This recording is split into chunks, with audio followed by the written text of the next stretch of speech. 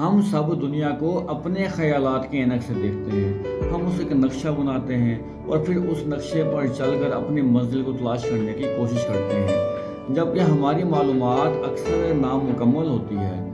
اس میں ہماری سوچ، ہمارے تعصبات اور ہمارے جذبات، احساسات کی ملاوٹ ہوتی ہے اور ہمارا نقشہ نامکمل بھی ہوتا ہے۔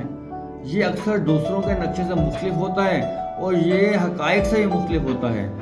بہت مرتبہ دنیا بدل چکی ہوتی ہے اور ہمارے پاس وہی پرانا نقشہ ہوتا ہے جس پر ہم چل رہے ہوتے ہیں یا جس پر ہم چل کے بھٹک رہے ہوتے ہیں۔ اگر آپ کو یہ محسوس ہوتا ہے کہ آپ جس منزل کی طرف چل رہے ہیں آپ بھٹک رہے ہیں، تو آپ جائزہ لیجئے کہ جس نقشے کو آپ فالو کر رہے ہیں، جس نقشے پر آپ چل رہے ہیں، کیا وہ پرانا تو نہیں ہو گیا؟